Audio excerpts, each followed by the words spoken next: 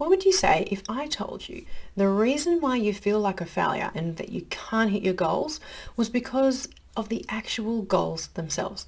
The goals themselves are the problem. In today's episode, we're going to talk about setting and achieving doable goals. Welcome to the Less is More for Leaders podcast, the ultimate guide for leaders who want to achieve more by doing less. I'm Louise Ledbrook, a high-performance productivity coach and business leader with over 20 years experience. Get ready for a life-changing ride as my guests and I explore how you can create space in your life to focus on what truly matters, both in business and in your personal life. We'll be sharing simple yet powerful strategies and stories of success, so get ready to unleash your full potential. So, we're all told, make big, hairy, audacious goals. Make BHAGs, like go for your dreams, go for the big dreams. And I'm a firm believer, go for the dreams, absolutely. But the problem is we're not taught how do we actually achieve those dreams. So we need to create the dream, create the goal, but how do we actually achieve them? We're not taught the strategies that we need to put in place to make sure that we can hit those big, hairy, audacious goals so we can feel successful, yeah? We're often left floundering and kind of feeling like a failure because we're wondering if we're ever going to make it. We're wondering, what is it going to take? What do we have to do to actually make this goal, right? And it's great to have a dream. You need to be able to hit those dreams. I want to see you hit those dreams. But the good news is there is a toolkit and there are strategies to make sure that you can hit those goals. There are ways to make sure you can create a big, hairy, audacious goal, but you can also find a way to hit it and not feel like you're floundering and failing all the time. What you need ultimately is goals that are doable for you. So what I want to talk about today then is what is a big, hairy, audacious goal, right? What's the difference between a BHAG or a big, hairy, audacious goal and a doable goal? Also, what you need to consider and take into consideration to create doable goals. So what actually creates a doable goal? And also the mindset shift you need to fulfill your dreams. If you want to hit those goals, you need to make a little mindset shift as well. Okay, so let's start. What is a BHAG, right? So a BHAG, as I said, is a big, hairy, audacious goal. It is a goal that is your dream, right? So the place that you want to go to, that place that feels out in the distance that you're heading towards, and it could be big for some of us, like it could be really purposeful and something that we're really passionate about, and it could be leaving a legacy. It could be anything. It could be small, it could be big, right? But it feels big to you. It's big, hairy, and audacious. And what we need to achieve those big goals is doable goals. Yeah. So I like to think of goals as layers. So we have the big ones out here, the things that we really want to achieve. Then to achieve those big, hairy, audacious goals, we need layers of goals. So what is the thing that's going to help us hit that big, hairy, audacious goal? Then what are the actions that are going to help us hit those little mini goals? Okay. So a doable goal, right, is a goal, not just a goal that will help you achieve the BHAG, but it is a doable goal for you that is achievable within your current lifestyle, life constraints, business situation, etc. Yeah? So it's a goal that's doable for you, not a goal that's doable for the guy next door or the person down the street or the person who told you to set the goal or whatever it happens to be. It has to be doable for you. Okay? And yes, it leads you towards your BHAG, your big, hairy, audacious goals. They need to lead you. So you have multiple doable goals. They equal big HAG. Big HAG. Big, hairy, audacious goal. They equal the big, hairy, audacious goal. Okay? So multiple goals, doable goals equal the BHAG. Okay?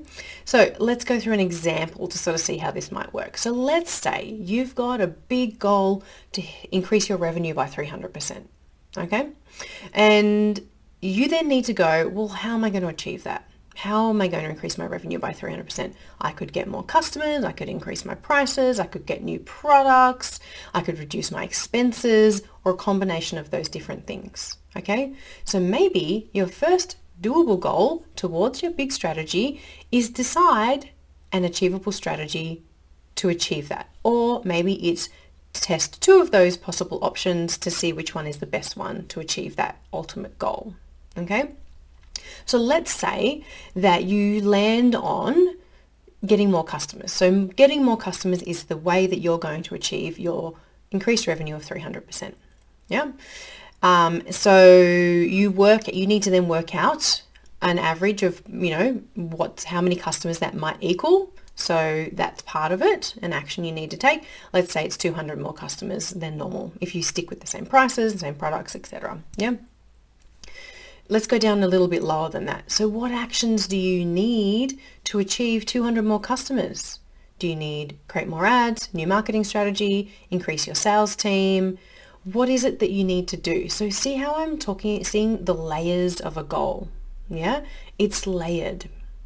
And it needs to go all the way down to things that you can see a way forward. Okay, so you've got your big goal, 300% increase in revenue. The next goal that will lead you towards that is you need to get 200 extra customers. To get that 200 extra customers, you need possibly a different marketing strategy. You might need to increase your sales team. You might need to increase your advertising spend, whatever it happens to be, right? And so those different things are then smaller goals and actions to lead you towards that bigger goal. So then what do you need to do to change your marketing strategy? Do you need to research different types of marketing strategies? Have you got one in mind? What are the steps to implement that strategy? Yeah. So then you have the actions, and then those actions really become real, right? You can see how real they are. You can see that they're actionable and doable. You can see how you or one of your team members could actually do it.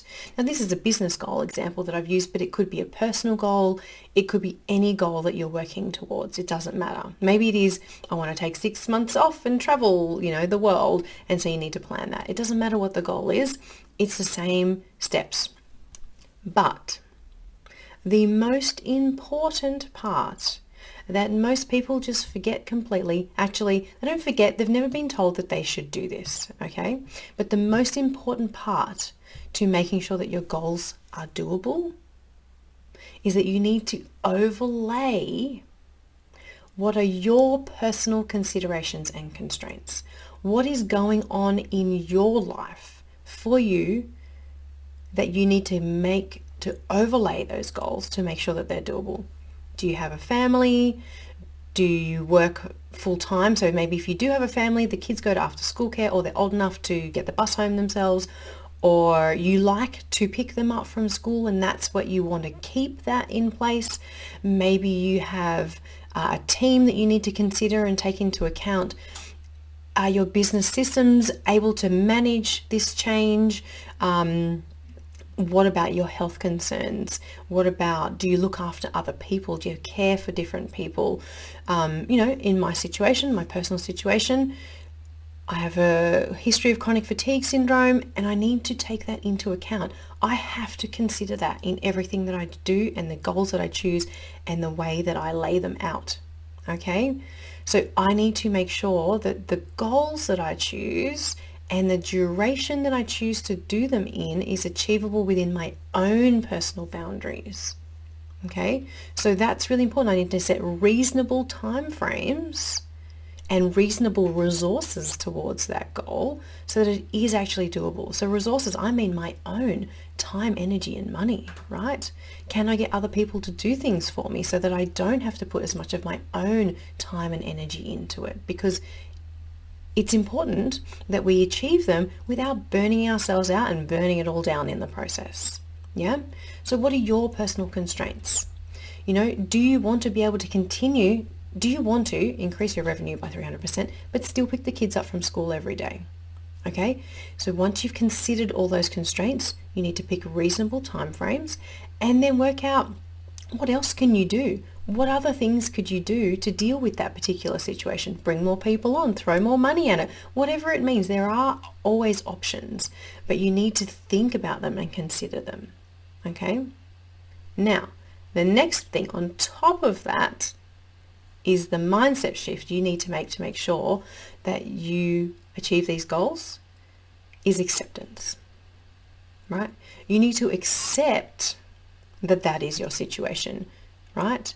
And take ownership of that choice. Take responsibility for that, because if you own it and you don't feel like it's happening to you, it's much easier to accept. You have chosen to spend time with the kids. You have chosen to make sure that your health is a priority and that you don't burn out and you don't go backwards. Because if you don't make sure your health is a priority, you'll go backwards and you won't achieve any of the goals anyway. So what's the point? Yeah? So you need to accept that situation. You need to accept that that is the things that you have to work within. They are your boundaries, they are constraints and your considerations, and you're going to work with them. Accept them, because if you rush the goal, if you try and rush the work, you will get delays, right? By trying to pile it all up and hustle and do too many things at once, you'll get delays because you'll get unwell, other things pop up, and then you have no capacity to deal with those things. You know, you have to consider emotional burden as well, those sorts of things that could be going on in your life, and they just create setbacks if you're not considering them. Yeah, they are detrimental to your health and to hitting your goals. Okay, accept where you are personally and professionally, and accept what is required of you to achieve your goals without burning yourself out and without burning it all down. Okay, so it requires that acceptance and a willingness to work within those constraints, because without that, you push yourself too far and you just push yourself backwards. And what was the point? Yeah. Now, of course, there are a bunch of other strategies you need to consider to make sure you hit your goals. You know, scheduling back to back, parallel, using time boxing, having plans in place, delegating properly, all of these different things, all of these different strategies, of course, you need to have in place to help you achieve those goals. But the foundation is setting a doable goal in the first place within your constraints and considerations. Okay? Because no single person is created equal. No single person's lifestyle, business, situation is created equal. You need to work it out for you, not what worked for some other person. So the guy down the road, he achieved his 300% in 6 months, but you know what? He might have had a team of 50 people. He might have been 21, no health concerns. He might have had a lot of money to throw at it. It's a different situation. It's things that you don't know, right? He's single, doesn't have a family, whatever it happens to be. Different situation, different constraints. Do not compare yourself to others. Do not try and achieve it the way someone else did. Do it the way that will work for you, and that's how you hit them. Okay? So, set your big, hairy, audacious goal. Yeah? Then set doable goals towards that big, hairy, audacious goal. Then take into consideration your constraints and your situation when working out how you're going to achieve those goals, in what time frames. Yeah? And then accept who you are, where you are, what you have, and then just work within them. Yeah? And this is how you're going to actually achieve your goals. We're all told how to set goals. Yeah, set goals, set a 3-month goal, blah, blah, blah. How do we make sure that's a 3-month goal for us? You know, this is it. This is how you do it. All right. Good luck with setting your goals, and I hope you hit all of them. And look, life happens as well. Let me just caveat this. Life happens, and sometimes we don't hit the goals even with our best endeavors, because stuff hits the fan on a regular basis. You know what? You just take all that information in, you accept it, you replan, you reset, and off you go again. Okay? If you enjoyed this episode, like, share, hit subscribe, all of those cool things, so that you can come back for more. And if you want more, then join me in our Female Leaders Thriving with Chronic Fatigue free Facebook group. We share trainings, downloads, all sorts of cool stuff to make sure that you can continue to hit all your goals.